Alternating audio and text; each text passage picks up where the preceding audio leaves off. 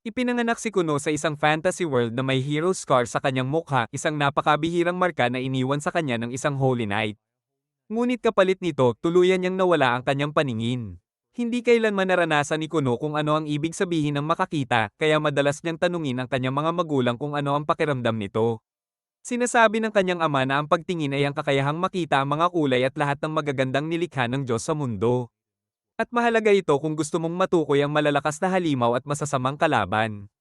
Ang kanyang ina naman ay nagsasabing walang-wala ang pagkawala ng kanyang mga mata kumpara sa hero scar na kanyang natanggap at na maliit na kapalit lamang iyon. Madalas marinig ni Kuno ang mga kasambahay na naaawa sa kanya dahil siya ay bulag at ito'y kinaiinisan niya dahil gusto lamang niyang tratuhin bilang isang normal na batang kaedad niya. Di naglaon, binigyan siya ng isang magic instructor na hindi niya ikinatuwa dahil hindi niya maintindihan kung ano ang silbi ng mahika sa isang taong hindi makakita. Inakay siya ng isang kasambahay papunta sa silid kung saan naghihintay ang bago niyang guro. Tinanong ni Kuno ang kasambahay kung ano ang saysay ng pag-aaral ng mahika kung hindi man lang siya makalakad ng mag-isa at kailangan niyang alalayan palagi. Naiintindihan ng kasambahay ang kanyang nararamdaman at ipinaliwanag na isinilang siya na may watercress sa kanyang noo, tanda na mayroon siyang napakalakas na affinity sa water magic. Kung matututuhan niya itong gamitin, makagagawa siya ng mga kahangahangang bagay para sa sarili niya at sa mundo. Hindi pa rin lubos na sang-ayon si Kuno, ngunit tumigil siya sa pagtatalo ng buksan ng kasambahay ang pinto. Nandoon ang kanyang bagong guro na si Jen, isang asol ang buhok na mage. Magiliw siyang bumati at ipinakilala ang sarili bago simulan ang kanilang unang leksyon. Madali lamang ito para kay Kuno at agad niyang nabasa ang dulo ng kanyang staff gamit ang isang simpleng spell. Pinuri siya ni Jen at ipinaliwanag na ang nagawa niya ay lumikha lamang ng isang maliit na patak ng tubig na kasing laki ng eyeball. Biglang napahawak si Kuno sa kanyang mga mata, dahilan upang magulat si Jen, ngunit bigla niyang sinabi na kung kaya niyang gumawa ng tubig na kasing laki ng mata, maaari rin siyang gumawa ng sarili niyang mga mata. Lumipas ang ilang panahon at hindi na kasing lungkot si Kuno tulad ng dati. Nagsimula na siyang masiyahan sa paggamit ng iba niyang senses tulad ng paghipo sa iba't ibang bagay, pag-amoy ng pagkain, at pagtikim ng iba't ibang uri ng pagkain. Isang araw, ngumangata siya ng letes nang hindi niya alam kung ano iyon, at masayang ipinaliwanag ng kasambahay kung anong klaseng pagkain iyon. Sinabi rin ng kasambahay na mas naging makabuluhan para sa kanya ang pagluluto dahil natutulungan niya si Kuno na makilala ang mundo sa ibang paraan. Pinahid pa niya ang ilang blueberries sa mukha ni Kuno upang matulungan itong maintindihan ang pakiramdam at amoy ng pagkain. Ngunit dumating na ang oras ng kanyang susunod na aralin kaya kinailangan niyang umalis. Ang kanyang tutor na si Flora ay mabait at maalaga at tinanong siya kung ano ang gusto niyang pag-aralan sa araw na iyon. Sinagot ni Kuno na nais niyang magbasa ng kasaysayan, lalo na ang kwento ng Holy Knight Hugh. Nagulat si Flora dahil si Hugh ang dahilan kung bakit nabulag si Kuno, ngunit tumango ang kasambahay bilang hudyat na ayos lang ito. Lumapit si Flora kay Kuno at sinabi na ipaalam niya agad kung sakaling makaramdam siya ng takot, pagod, o hindi komportable sa kanilang pag-aaral. Sinabi ni Kuno kay Flora na huwag siyang mag-alala dahil nais niyang matutunan ang lahat ng maaari niyang matutunan. Hindi nagtagal, natutunan niya ang kasaysayan ng sarili nilang mundo at kung paano nagkaroon ng matinding digmaan sa pagitan ng mga demonyo at mga tao na halos ikatalo ng sangkatauhan. Sa kabutihang palad, may lumitaw na bayani mula sa panig ng mga tao na nagngangalang Hugh the Holy Knight na tuluyang nagwakas sa paniniil ng Demon King at nagbalik ng kapayapaan sa mundo. Ngunit isinumpa si Hugh ng Demon King at mula noon, bawat henerasyon ng kanyang dugo ay may ipinapanganak na may kulang sa katawan. Ang ilan ay walang binti, ang iba ay walang ngipin, at ang ilan naman ay ipinapanganak na walang mata. Dahil dito, tinatawag ng mga tao ang mga may kapansanan sa kanyang bloodline bilang mga reinkarnasyon ng mismong bayani at kinikilala sila sa pagkakaroon ng hero's scar. Hindi sang-ayon si Kuno sa paniniwalang ito dahil naniniwala siyang siya ay higit pa sa reinkarnasyon ni Hugh. Isa siyang sariling tao, at ang mahikang taglay niya ay kanya mismo at hindi hiniram mula sa isang bayani na matagal nang namatay. Araw-araw niyang pinaprakti ang kanyang mahika at patuloy siyang humuhusay, umaasang balang araw ay makakalikha siya ng sarili niyang mga mata na ipinagkait sa kanya. Ngunit may kapalit ito dahil napakalakas kumain ng mana at stamina ang walang tigil na pagsasanay. Isang araw, bumagsak siya sa pagod at kinailangan siyang buhatin ng kanyang kasambahay pabalik sa loob ng bahay. Pagkagising niya, inis niyang sinabi na sa ganitong bilis, aabutin siya ng napakatagal bago siya makagawa ng sarili niyang mga mata kung hindi niya mapapalakas ang kanyang katawan. Sinabi ng kasambahay na 7 taong gulang pa lamang siya at kailangan muna niyang palakasin ang kanyang katawan kung nais niyang maging mas malakas. Sumagot si Kuno na kailangan nilang maghanap ng ibang paraan dahil nahihimatay na siya kahit sa pinakasimpleng spell pa lamang na hindi dapat mangyari.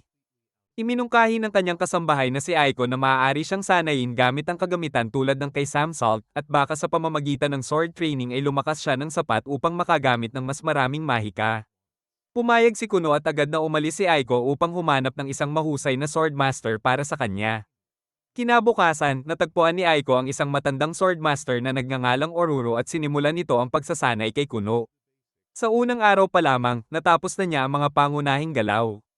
At dumating din si Jen para sa kanyang magic lessons. Nagulat si Jen sa sipag at tiyaga ni Kuno at tinanong kung gusto ba niyang magpahinga muna. Ngunit agad niyang ibinaba ang espada at kinuha ang kanyang wand para sa susunod na leksyon. Hindi sigurado si Jen kung gaano pa karami ang natitirang stamina ni Kuno kaya nagpasya siyang subukan muna kung naalala pa nito ang kanilang huling aralin. Agad na binigkas ni Kuno ang spell ngunit sa halip na isang water ball lamang, bigla siyang nakalikha ng halos 10 malinaw na water ball. Laking gulat ni Jen at hindi niya maintindihan kung paano niya agad napagaling ang spell at napagtanto niyang kakaiba talaga ang batang ito. Nang hapong iyon, may dumating na bisita mula sa Royal Capital na walang iba kundi ang prinsesa na si Miri. Mula pa sa kapanganakan ni Kuno, siya ay itinakdang ipakasal sa kanya dahil kabilang si Kuno sa isang noble family at may taglay siyang hero scar na itinuturing na napakahalagang simbolo. Ngunit hindi siya masyadong natuwa kay Kuno dahil noong huli siyang bumisita rito. Palagi lamang itong tahimik at malungkot at ayaw makipaglaro sa kanya. Mula noon, kinatakutan na ng prinsesa ang posibilidad na makasama habang buhay ang isang lalaking palaging tahimik at malungkot. Ngunit laking gulat niya nang muli niyang makita si Kuno dahil tila ibang tao na ito. Masigla itong ngumiti at mainit siyang tinanggap sa mansyon. Agad niyang tinanong kung may nangyari dahil ibang-iba ang itsura niya ngayon at sumagot si Kuno na nahulog na ang loob niya sa mahika at nakahanap siya ng bagong layunin sa buhay. Humingi rin siya ng paumanhin dahil dati ay hindi niya ito nabibigyan ng sapat na pansin tuwing nagkikita sila at sinabi niyang marami siyang gustong ikwento tungkol sa mga bagong nangyayari sa kanya. Bigla siyang lumikha ng isang water ball sa harap niya na agad ikinatuwa at ikinahanga ng prinsesa. Ngunit mas lalo pa siyang namangha nang gumawa si Kuno ng bahaghari gamit ang water ball. Na naging malaking tagumpay. Hinawakan niya ang kamay ng prinsesa at ipinasyal siya sa hardin habang nagkukwentuhan sila tungkol sa kanilang mga buhay. Hindi nagtagal, lumubog ang araw at kinailangan na ng prinsesa na bumalik sa kanyang karwahe at umuwi sa kabisera.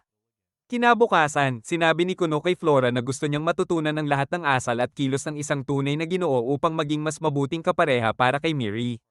Kahit si Flora ay humanga sa kanyang pagiging seryoso at agad siyang tinuruan ng wastong paggalang at etiketa na nararapat sa isang noble.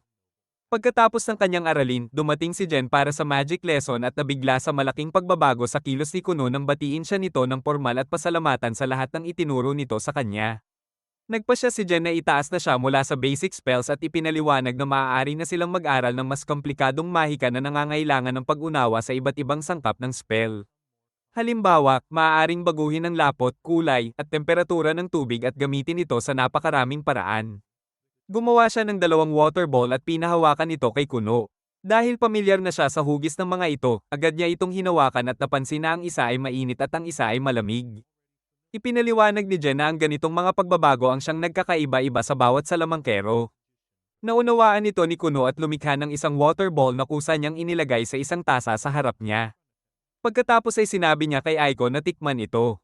Medyo nalito si Aiko ngunit sinunod niya ang utos. Nang malasahan niya ang tubig, biglang nagbago ang kanyang mukha at sinabi niyang lasa itong apple juice. Lubos na nagulat si Jen dahil inabot siya ng isang buong gabing walang tulog upang makaisip ng bagong ituturo kay Kuno ngunit agad niya itong napagaling. Kinagabihan, nanatiling gising si Kuno sa kanyang kama habang hawak ang isang berdeng mansanas at isang pulang mansanas. Iniisip kung paano niya maiintindihan ang lasa at amoy ng iba't ibang bagay. Ngunit wala pa rin siyang ideya kung ano ang kulay, at naisip niyang hanggat hindi niya ito nauunawaan, hindi siya makagagawa ng mas maselang pagbabago sa kanyang mahika, lalo na ng sariling mga mata. Kinabukasan habang nag-aalmusal, may biglang nagbago sa kanyang isipan. Sinabi niya kay Aiko na gusto niyang uminom ng milk tea na walang gatas na isang kakaibang kahilingan. Ngunit ayaw siyang pagtawanan ni Aiko kaya tinanong na lamang niya kung gusto ba niya ng tubig. Lumikha si Kuno ng isang water ball sa hangin at ipinadala ito kay Aiko nang bigla niyang mapagtanto na buong buhay niya ay nakakaramdam siya ng iba't ibang bagay sa pamamagitan ng paghipo. At paano kung ang mga pakiramdam na iyon ang tinatawag ng iba na mga kulay? Kumuha siya ng isang berdeng mansanas at tinanong kung pula ba ito, ngunit inakala lamang ni Aiko na nawawala na siya sa katinoan at sinabing berde iyon, hindi pula. Pagkatapos ay kumuha siya ng ibang mansanas at tinanong kung pula ba iyon. At sumagot si Aiko na oo, pula nga ito. Doon nagulat si Aiko nang sabihin ni Kuno na ang basket sa harap niya ay may 3 pulang mansanas at 2 berdeng mansanas. Nabigla si Aiko, ngunit ipinaliwanag ni Kuno na natutukoy niya ang pagkakaiba ng mga kulay sa pamamagitan ng pakiramdam ng kanyang mga daliri at tila nalalaman niya kung ano ang pakiramdam ng bawat kulay. Isa itong malaking pagbabago kaya agad tumakbo si Aiko upang ipaalam ito sa kanyang ama. Agad nitong tinanong kung kaya na bang magbasa ni Kuno at sumagot si Aiko na kaya na niyang sundan ang kulay ng tinte sa papel at magbasa sa paraang iyon. Kinabukasan, muling nagsanay si Kuno ng mahika at lumikha ng isang napakalaking pulang water ball. Sinasabing mas malinaw niyang nararamdaman ang kulay kapag mas malaki ito. Bigla siyang tinawag ng kanyang ina at nasira ang kanyang konsentrasyon, dahilan upang bumagsak ang water ball at matakpan sila ng pulang likido. Nawala ng malay ang kanyang ina sa pag-aakalang may nangyari at nabalutan ng dugo ang kanyang anak na ikinagulat ni Kuno. Ipinaliwanag ni Aiko na pula rin ang kulay ng dugo kaya natakot ng husto ang kanyang ina. Habang nangyayari ito, pinagmamasdan ni Jen mula sa malayo ang lahat at naisip niyang ang mga nagagawa ni Kuno ay lampas sa anumang nakita niya noon at nagtaka kung may kakayahan itong maabot ang pinakamataas na titulo sa mundo bilang isang Cerulean wizard. Lumipas ang ilang araw at nagsimula ng mag-aral si Kuno ng hydromancy upang palawakin ang kanyang kaalaman at matuklasan kung saan pa siya magaling. Hindi maintindihan ni Aiko kung ano ang hydromancy kaya ipinaliwanag ni Kuno sa simpleng paraan na ito ay paggamit ng tubig sa isang mangkok upang hulaan ang hinaharap o hanapin ang isang nawawalang bagay. Agad tinanong ni Aiko kung maaari ba niyang mahanapan ng mapapangasawa, ngunit sinabi ni Kuno na huwag siyang mag-alala dahil siya ay isang magandang dalaga sa kasibulan ng kanyang kabataan at maraming lalaki ang magnanais na pakasalan siya. Sinabi pa niyang kung hindi lamang siya isang noble na nakatakdang pakasalan ng prinsesa, siya mismo ang magpapakasal kay Aiko. Pareho silang natawa at pinaalala ni Aiko na 10 taon siyang mas matanda kay Kuno, ngunit sumagot si Kuno na para sa kanya ay numero lamang ang edad. Dumating si Flora para sa aralin at isinailalim siya sa pagsusulit na kanyang ipinasa ng mahusay na may malalalim at maingat na sagot na walang maaaring ikagalit ng sinuman. Naisip ni Flora na halos lahat ng maaari niyang ituro sa antas na ito ay naibigay na niya. At nag-alala siya na baka pati ang pagiging palabiro at mapang-akit sa mga babae ay natutunan na rin ni Kuno. Ilang sandali pa, inalok siya ni Kuno ng tsaa at sinimulan siyang purihin na ikinabahala niya kung baka mapahamak siya sa ganitong kilos, ngunit inisip niyang mas mabuti na ito kaysa sa dati nitong pagiging malungkot at tahimik. Ngayon, kahit papaano ay tila mas nasisiyahan na siya sa kanyang buhay. Kinagabihan, sinabi ni Aiko kay Kuno na kailangan na nilang maghanda dahil ipinatawag siya ng kanyang ama at nais siyang makausap sa mansyon nito. Agad siyang naghanda at lumabas silang dalawa sa malamig na gabi habang may hawak na sulo si Aiko at nagrereklamo sa ginaw. Nagpasya si Kuno na gumawa ng paraan at gumamit ng mahika upang lumikha ng 2 malalaking tipak ng tubig, ngunit ikinagulat ni Aiko nang mapansing mainit at malambot ang mga ito. Idinikit niya ito sa kanyang mukha at sinabing gusto niyang matulog sa isang kama na gawa sa ganoong tubig. Sinabi ni Kuno na prototype pa lamang iyon at marami pa siyang balak likhain. Pagkatapos ay seryoso niyang tinanong si Aiko kung may nagawa ba siyang mali nitong mga nakaraang araw at kung galit ba ang kanyang ama kaya siya ipinatawag. Naalala niya ang insidente ng pulang water ball na naging dahilan ng pagkahimatay ng kanyang ina at pagkagalit ng kanyang ama. Sinabi ni Aiko na huwag siyang mag-alala dahil maayos ang lahat ng kanyang ginagawa at walang dahilan upang magalit ang kanyang ama. Di nagtagal, nakarating sila sa mansyon at agad pumasok upang magpainit. Nang salubungin siya ng butler at ng kanyang nakatatandang kapatid, natuwa si Kuno dahil bihira niya itong makita, ngunit sinabi ng kanyang kapatid na wala silang maraming oras dahil hinihintay na sila ng kanilang mga magulang sa solar. Habang papunta roon, inalok siya ng kapatid na hawakan ng kanyang kamay bilang gabay. Ngunit tumanggi si Kuno at sinabing mas kayanan niyang maramdaman ang paligid at hindi na siya mahihirapang maglakad. Naalala ng kanyang kapatid kung paano dati ay palaging malungkot si Kuno at kailangang alalayan sa bawat galaw, kaya't nagulat siya sa laki ng ipinagbago nito sa maikling panahon. Pagdating sa solar, sinabi ng kanilang ama na ayon kay Miss Flora, na ituro na niya ang lahat ng dapat ituro sa isang batang noble at kailangan na ni Kuno ng formal na paaralan para sa susunod na antas ng edukasyon. Sumagot si Kuno na ayaw niyang pumasok sa paaralan dahil baka maging pabigat siya sa mga guro at kaklase dahil sa kanyang kapansanan at may sarili na siyang plano sa landas na tatahakin na hindi kasama ang pag-aaral sa paaralan. Tumawa ang kanyang ama at sinabi na sa totoo lang ay naniniwala rin siyang para lamang sa karaniwang tao ang formal na edukasyon, ngunit dahil obligado ito sa batas para sa mga noble, kinailangan niyang humingi ng pabor sa hari upang makagawa ng espesyal na pahintulot para kay Kuno. Sinabi ni Kuno na naamoy na niya ang nepotismo at sinagot siya ng kanyang ama na manahimik na lamang at tanggapin ang ibinibigay sa kanya.